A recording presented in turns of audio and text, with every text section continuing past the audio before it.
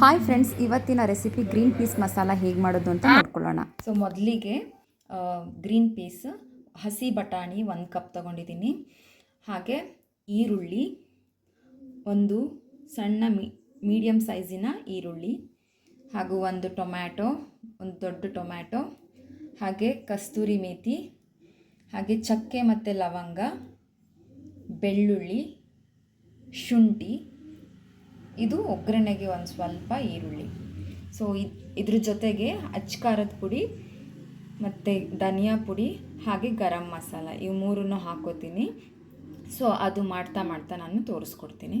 So ಇದಿಷ್ಟು green piece ಮಸಾಲಾಗೆ ಬೇಕಾಗಿರುವಂತಹ ingredients note down ಮಾಡ್ಕೊಳ್ಳಿ. ಫ್ರೆಂಡ್ಸ್, ಇವಾಗ ನಾನು ಒಂದು ಪುಟಾಣಿ ಕುಕ್ಕರ್ ಇಟ್ಕೊಂಡಿದ್ದೀನಿ. ಪುಟಾಣಿ ಕುಕ್ಕರಲ್ಲಿ ಒಂದು ಸ್ವಲ್ಪ ನೀರು ಹಾಕಿದ್ದೀನಿ. ಏನಕ್ಕೆ ಅಂದರೆ ನಾನು ಬಟಾಣಿನ ಫಸ್ಟ್ ಒಂದು ವಿಷಲ್ ಹೊಡ್ಸ್ಕೊತೀನಿ. ಯಾಕಂದರೆ ಡೈರೆಕ್ಟ್ ಮಸಾಲಾಗೆ ಹಾಕಿದ್ರೆ ಅದು ಬೇಯೋದಿಲ್ಲ. ಹಾಗಾಗಿ ನಾನು ಒಂದು ವಿಷಲ್ನ ಹೊಡ್ಸ್ಬಿಟ್ಟು ಇಟ್ಕೋತೀನಿ. ಸೊ ಇದಕ್ಕೆ ಇವಾಗ ನೋಡಿ, ನಾನು ಹಸಿ ಬಟಾಣಿ ಏನು ಬಿಡಿಸಿಟ್ಕೊಂಡಿದ್ದೆ ಅದನ್ನು ಹಾಕ್ತಾಯಿದ್ದೀನಿ. ಇದು ನೋಡಿ, ಬಟಾಣಿ ಮುಳುಗೋ ಅಷ್ಟು ನೀರಿದ್ದರೆ ಅಷ್ಟೇ ಸಾಕು, ಜಾಸ್ತಿ ನೀರು ಹಾಕೋಕ್ಕೆ ಹೋಗಬೇಡಿ. ಸೊ ನೋಡಿ, ಬಟಾಣಿ ಮುಳುಗೋ ಅಷ್ಟು ಮಾತ್ರ ಹಾಕಿದ್ದೀನಿ. ಇವಾಗ ನಾನು ಅರಿಶಿನ ಪುಡಿ ಹಾಕ್ತಾಯಿದ್ದೀನಿ. ಸ್ವಲ್ಪ ಅರಿಶಿನ ಪುಡಿ ಹಾಗೆ ಸ್ವಲ್ಪ ಉಪ್ಪು ಹಾಕ್ತಾಯಿದ್ದೀನಿ. ಹಾಕಿಬಿಟ್ಟು ಇದನ್ನು ಒಂದು ವಿಷಲು ಹೊಡೆಸ್ಕೋಬೇಕು. ಒಂದು ವಿಷಲ್ ಕೂಗಿಸ್ಕೊಂಡ್ರೆ ಸಾಕು, ಅದು ಆಲ್ಮೋಸ್ಟ್ ಬೇಯುತ್ತೆ. ಅದಾದಮೇಲೆ ಇವಾಗ ನೋಡಿ, ಒಂದು ವಿಷಲ್ ಹೊಡೆಸ್ತಾ ಇದ್ದೀನಿ. ಒಂದು ವಿಷಲ್ ಆಯಿತು. ಇದನ್ನು ಪಕ್ಕಕ್ಕೆ ತೆಗೆದಿಟ್ಕೋತೀನಿ. ಅದಾದಮೇಲೆ ನಾನು ಇವಾಗ ಒಂದು ಬಾಣಲಿ ಇಟ್ಕೊಂಡಿದ್ದೀನಿ. ಏನು ಈರುಳ್ಳಿ, ಟೊಮ್ಯಾಟೊ ಮತ್ತು ಬೆಳ್ಳುಳ್ಳಿ ಅದೆಲ್ಲ ಏನಿದೆ ಅದನ್ನು ಹುರ್ಕೋಬೇಕು, ಹಸಿ ವಾಸನೆ ಹೋಗೋವರೆಗೂ ಹುರ್ಕೋಬೇಕು. ಸೊ ಇವಾಗ ಬಾಣಲಿ ಕಾದಿದೆ. ಅದಕ್ಕೆ ನಾನು 1 ಅಥವಾ 2 ಸ್ಪೂನು ಎಣ್ಣೆ ಹಾಕೋತಾ ಇದ್ದೀನಿ. 1 ಅಥವಾ 2 ಸ್ಪೂನ್ ಹಾಕ್ಕೊಳ್ಳಿ ಸಾಕು. ಸೊ ಮೊದಲಿಗೆ ನಾನು ಲವಂಗ ಹಾಕ್ತಾಯಿದ್ದೀನಿ. ಅದಾದಮೇಲೆ 1ರಿಂದ 1 ಹಾಕ್ಕೊಂಡೋಗಿ ವೆಯ್ಟ್ ಮಾಡಬೇಡಿ. ಅದಾದಮೇಲೆ ಚಕ್ಕೆ ಹಾಕೋತಾ ಇದ್ದೀನಿ. ಸೊ ಚಕ್ಕೆ ಆದಮೇಲೆ ನೆಕ್ಸ್ಟ್ ನಾನು ಬೆಳ್ಳುಳ್ಳಿ ಹಾಕೋತೀನಿ. ಇವಾಗ ಶುಂಠಿ ಹಾಕ್ತಾಯಿದ್ದೀನಿ. ಶುಂಠಿ ಹಾಕಿದ್ಮೇಲೆ ಬೆಳ್ಳುಳ್ಳಿ ಸುಳಿದಿಟ್ಕೊಂಡಿದ್ನಲ್ಲ ಅದನ್ನು ಹಾಕ್ತಾಯಿದ್ದೀನಿ.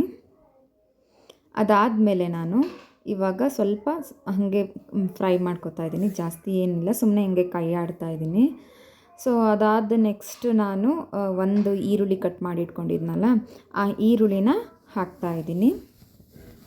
ಇದನ್ನೆಲ್ಲ ಚೆನ್ನಾಗಿ ಫ್ರೈ ಮಾಡಿಕೊಂಡ್ರೆ ಹಸಿ ವಾಸನೆ ಎಲ್ಲ ಹೋಗಿರುತ್ತಲ್ಲ, ಗ್ರೇವಿ ತುಂಬ ಟೇಸ್ಟಿಯಾಗಿ ಬರುತ್ತೆ ಹುರ್ಕೊಂಡು ಮಾಡಿದ್ರೆ.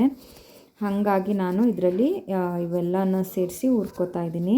ಸೊ ಇವಾಗ ನೋಡಿ, ಈರುಳ್ಳಿ ಹಾಕಿದ್ದೀನಿ. ಈರುಳ್ಳಿನ ಹಾಕಿ ಹುರ್ಕೋತಾ ಇದ್ದೀನಿ. ಸ್ವಲ್ಪ ಎಣ್ಣೆ ಡ್ರೈ ಆಯಿತು ಅಂದರೆ 1 ಸ್ಪೂನ್ ಬೇಕಾದರೆ ಎಕ್ಸ್ಟ್ರಾ ಎಣ್ಣೆ ಹಾಕ್ಕೊಳ್ಳಿ. ಸೊ ಇವಾಗ ನಾನು ಟೊಮ್ಯಾಟೊ ಹಾಕ್ತಾಯಿದ್ದೀನಿ. 1 ಟೊಮ್ಯಾಟೊ ಕಟ್ ಮಾಡಿ ಇಟ್ಕೊಂಡಿದ್ದೆ, ದೊಡ್ಡ ಟೊಮ್ಯಾಟೊ. ಆ ಟೊಮ್ಯಾಟೊನ ಹಾಕೋತಾ ಇದ್ದೀನಿ. ಸೊ ಇವಾಗ ನಾವು ಇದನ್ನೆಲ್ಲ ಸೇರಿಸಿ ಚೆನ್ನಾಗಿ ಫ್ರೈ ಮಾಡ್ಕೋಬೇಕು. ಯಾವುದ್ಯಾವುದಂತ ಗೊತ್ತಾಯ್ತಲ್ಲ, ಚಕ್ಕೆ, ಲವಂಗ, ಬೆಳ್ಳುಳ್ಳಿ, ಶುಂಠಿ, ಹಾಗೆ ಟೊಮ್ಯಾಟೊ ಮತ್ತು ಈರುಳ್ಳಿ ಇದೆಲ್ಲವನ್ನು ಕೂಡ ನಾವು ನೋಡಿ ಈ ಥರ ಫ್ರೈ ಮಾಡ್ಕೋಬೇಕು. ಮೆತ್ತಗಾಗಬೇಕು ಟೊಮ್ಯಾಟೊ, ಅಷ್ಟರವರೆಗೂ ಫ್ರೈ ಮಾಡ್ಕೊಳ್ಳಿ. ಫ್ರೈ ಮಾಡ್ಕೊಂಡಾದಮೇಲೆ ಅದನ್ನು ತಣ್ಣಗಾಗಕ್ಕೆ ಬಿಡಬೇಕು. ಆಫ್ ಮಾಡಿಕೊಂಡು ತಣ್ಣಗಾದಮೇಲೆ ನೀವು ರುಬ್ಕೋಬೇಕು, ಗ್ರೈಂಡ್ ಮಾಡ್ಕೋಬೇಕು. ಸೊ ನಾನು ತಣ್ಣಗಾಗಕ್ಕೆ ಬಿಟ್ಬಿಟ್ಟು ಇವಾಗ ನಾನು ಜಾರ್ಗೆ ಹಾಕಿ ರುಬ್ಕೋತಾ ಇದ್ದೀನಿ. ಅದು ಇವಾಗ ನೋಡಿ ಪೇಸ್ಟ್ ಮಾಡ್ಕೋಬೇಕು. ಇದನ್ನು ನುಣ್ಣಗೆ ರುಬ್ಕೊಳ್ಳಿ, ಫೈನ್ ಪೇಸ್ಟ್ ಆಗಬೇಕು ಇದು.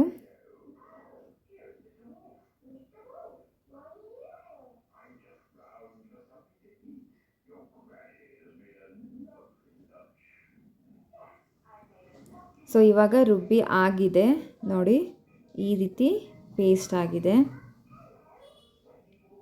ನುಣ್ಣಗೆ ರುಬ್ಕೊಳ್ಳಿ, ಚೆನ್ನಾಗಿರುತ್ತೆ. ಸೊ ಈಗ ನಾನು ಏನು ಮಾಡಿದ್ದೀನಿ ಅಂದರೆ, ಒಂದು ಬಾಣಲಿ ಮತ್ತು ಅದೇ ಬಾಣಲಿನ ತೊಳೆದ್ಬಿಟ್ಟು ಮತ್ತೆ ಇಟ್ಟಿದ್ದೀನಿ. ಅದಕ್ಕೆ ಸ್ವಲ್ಪ ಎಣ್ಣೆ ಹಾಕಿ, ಎಣ್ಣೆಗೆ ನಾನು ಒಗ್ಗರಣೆಗೆ ಇಟ್ಟಿದ್ನಲ್ಲ ಇದು ಈರುಳ್ಳಿ, ಅದನ್ನು ಹಾಕ್ಕೊಂಡಿದ್ದೀನಿ ಸ್ವಲ್ಪ. ಅದಾದಮೇಲೆ ಈ ಒಗ್ಗರಣೆಗೆ ಡೈರೆಕ್ಟಾಗಿ ನಾನು ಖಾರದ ಪುಡಿ ಹಾಕೋತಾ ಇದ್ದೀನಿ. ಸೊ ನಿಮಗೆ ಎಷ್ಟು ಖಾರ ಬೇಕೋ ಅಷ್ಟು ನೀವು ಖಾರ ಪುಡಿ ಹಾಕ್ಕೋಬೋದು. ನಿಮ್ಮ ಮನೆಯದು ಖಾರ ಪುಡಿ ಎಷ್ಟು ಖಾರ ಇರುತ್ತೆ ಅಂತ ನಿಮ್ಗೆ ಗೊತ್ತಿರುತ್ತಲ್ಲ.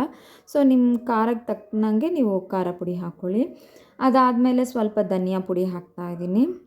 ಸೊ ನಾನು ಸ್ವಲ್ಪ ಇದ್ರ ಜೊತೆಗೆ ಈಸ್ಟರ್ನ್ ಅವ್ರದ್ದು ಖಾರ ಪುಡಿನೂ ಕೂಡ ಹಾಕ್ಕೊಳ್ತಾ ಇದ್ದೀನಿ. ಕಾಶ್ಮೀರಿ ಚಿಲ್ಲಿ ಖಾರ ಪುಡಿ ಇದು ಸ್ವಲ್ಪ ರೆಡ್ ಕಲರ್ ಬರುತ್ತೆ ಅಂತ ಹೇಳೋಕ್ಕೋಸ್ಕರ ಕಾಶ್ಮೀರಿ ಚಿಲ್ಲಿ ಪೌಡ್ರು ಕೂಡ ಹಾಕ್ಕೊಂಡೆ. ಅದಾದಮೇಲೆ ನಾನು ನಾನು ಗರಂ ಮಸಾಲ ಹಾಕಲಿಲ್ಲ, ಮೀಟ್ ಮಸಾಲ ಹಾಕಿದೆ. ಸೊ ನಿಮ್ಮ ಮನೇಲಿ ಯಾವುದಾದ್ರೂ ಚಿಕನ್ ಮಸಾಲ, ಮೀಟ್ ಮಸಾಲ, ಗರಂ ಮಸಾಲ ಯಾವುದಿದ್ರೂ ಅದನ್ನು ಸ್ವಲ್ಪ ಹಾಕ್ಕೊಳ್ಳಿ, ಜಾಸ್ತಿ ಹಾಕ್ಬಿಡಿ, ಅದೇ ಫ್ಲೇವರ್ ಬಂದುಬಿಡುತ್ತೆ. ಸೊ ಹಾಗಾಗಿ ಅದು ತುಂಬ ಕಡಿಮೆ ಇರಬೇಕು.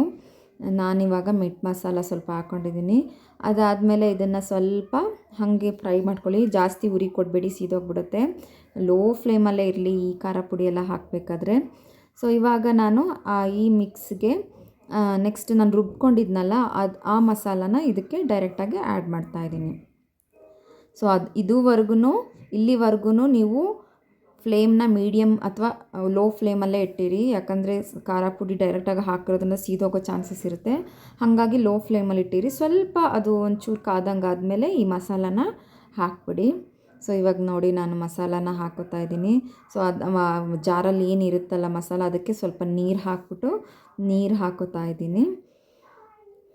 ನೋಡಿ ಇದನ್ನು ಇವಾಗ ಚೆನ್ನಾಗಿ ಮಿಕ್ಸ್ ಮಾಡ್ಕೋತಾ ಇದ್ದೀನಿ. ನೋಡಿ ಕಲ್ಲರ್ ಎಷ್ಟು ಚೆನ್ನಾಗಿ ಬಂದಿದೆ ಅಂತ. ಖಾರ ಪುಡಿ ಮೇಲೆ ಡಿಪೆಂಡ್ ಆಗಿರುತ್ತೆ. ನಾನು ಯಾವುದೇ ಫುಡ್ ಕಲರ್ನ ಯೂಸ್ ಮಾಡಲ್ಲ, ಪ್ಯೂರ್ ಖಾರ ಪುಡಿ ಇದು, ನಮ್ಮ ಮನೇಲೇ ಬಿಡಿಸಿರೋಂಥ ಖಾರ ಪುಡಿ. ಸೊ ನೋಡಿ ಕಲರ್ ಎಷ್ಟು ಚೆನ್ನಾಗಿ ಕಾಣಿಸ್ತಾ ಇದೆ. ಇವಾಗ ನಾನು ಇದಕ್ಕೆ ಸ್ವಲ್ಪ ಉಪ್ಪು ಹಾಕೋತಾ ಇದ್ದೀನಿ. ಉಪ್ಪು ನೋಡಿ ಹಾಕ್ಕೊಳ್ಳಿ, ರುಚಿಗೆ ತಕ್ಕಷ್ಟು. ಉಪ್ಪು ಕಡಿಮೆ ಆದರೂ ಪರವಾಗಿಲ್ಲ, ಜಾಸ್ತಿ ಆಗಬಾರ್ದು. ಸೊ ಕಡಿಮೆ ಆದರೆ ಜಾಸ್ತಿ ಹಾಕ್ಕೋಬೋದು, ಆದರೆ ಜಾಸ್ತಿ ಆಗಿಬಿಟ್ರೆ ಏನು ಮಾಡೋಕ್ಕಾಗಲ್ಲ. ಸೊ ಇವಾಗ ನಾನು ಬೇಯಿಸಿಟ್ಕೊಂಡಿದ್ನಲ್ಲ ಬಟಾಣಿನ ನೀರು ಸಮೇತ ಹಾಕೋತಾ ಇದ್ದೀನಿ. ಅದಕ್ಕೆ ನಾನು ಹೇಳಿದ್ದು ನೀರು ಸ್ವಲ್ಪ ಕಡಿಮೆ ಹಾಕ್ಕೊಳ್ಳಿ, ಜಾಸ್ತಿ ನೀರು ಹಾಕೋಬೇಡಿ ಅಂತ. ಸೊ ಅದರಲ್ಲೂ ನೀರಿರುತ್ತಲ್ಲ, ಹಾಗಾಗಿ ಇವಾಗ ನೋಡಿ ಅದನ್ನು ಹಾಕಿ ಇವಾಗ ಕುದಿಸ್ತಾ ಇದ್ದೀನಿ. ಮುಚ್ಚಕ್ಕೆ ಹೋಗಬೇಡಿ, ಬಾಯಿ ಓಪನ್ನೇ ಇರಲಿ, ಬಾಣಲಿದು ಓಪನಲ್ಲೇ ಅದು ಕುದೀತಾ ಬೇಯಬೇಕು. ಸೊ ಗಟ್ಟಿಯಾಗುತ್ತೆ ಅದು. ನೋಡಿ ಎಷ್ಟು ಚೆನ್ನಾಗಿ ಬಂದಿದೆ ಅಂತ.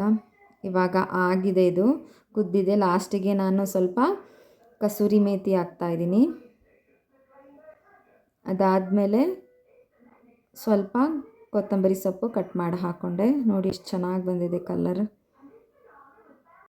ಇದು ಚಪಾತಿಗಂತೂ ಬೆಸ್ಟ್ ಕಾಂಬಿನೇಷನ್ನು, ತುಂಬ ಚೆನ್ನಾಗಿರುತ್ತೆ. ಸೊ ಯಾವುದೇ ಫುಡ್ ಕಲರ್ ಇಲ್ಲ, ಯಾವುದೇ ಟೇಸ್ಟಿಂಗ್ ಪೌಡ್ರ್ ಇಲ್ಲ, ಏನೂ ಇಲ್ದಲೇ ಬರೀ ಇಷ್ಟೇ ಹಾಕಿ ಮಾಡಿ ತುಂಬ ಚೆನ್ನಾಗಿ ಬರುತ್ತೆ. ತುಂಬ ಚೆನ್ನಾಗಿತ್ತು ಮಾತ್ರ ಇವತ್ತು. ಸೊ ನೋಡಿ ಚಪಾತಿ ಮತ್ತು ಪೂರಿಗೆ ಒಳ್ಳೆ ಕಾಂಬಿನೇಷನ್, ತುಂಬ ಚೆನ್ನಾಗಿರುತ್ತೆ. ನಾನು ಮಾಡಿರೋ ರೀತಿಯೇ ಮಾಡಿ, ತುಂಬ ಚೆನ್ನಾಗಿ ಬರುತ್ತೆ. ಸೊ ನೋಡಿ ಕಲರು ಕೂಡ ಎಷ್ಟು ಚೆನ್ನಾಗಿ ಕಾಣಿಸ್ತಾ ಇದೆ ಅಂತ. ಸೊ ಇವತ್ತು ನಾನು ಚಪಾತಿ ಮಾಡಿದ್ದೆ, ಚಪಾತಿ ಜೊತೆಗೆ ಇದು ಮಾಡಿದ್ದೆ. ಸೊ ನಿಮಗೆ ಇವತ್ತಿನ ಡಿಶ್ ಇಷ್ಟ ಆಗಿದರೆ ದಯವಿಟ್ಟು ಬೇಗ ಸಬ್ಸ್ಕ್ರೈಬ್ ಮಾಡ್ಕೊಳ್ಳಿ. ಆಶಾ ಉಷಾ ಕನ್ನಡ ವ್ಲಾಗ್ಸ್ಗೆ ಸಬ್ಸ್ಕ್ರೈಬ್ ಮಾಡಿ, ಲೈಕ್ ಮಾಡಿ, ಶೇರ್ ಮಾಡಿ, ಕಮೆಂಟ್ ಮಾಡಿ.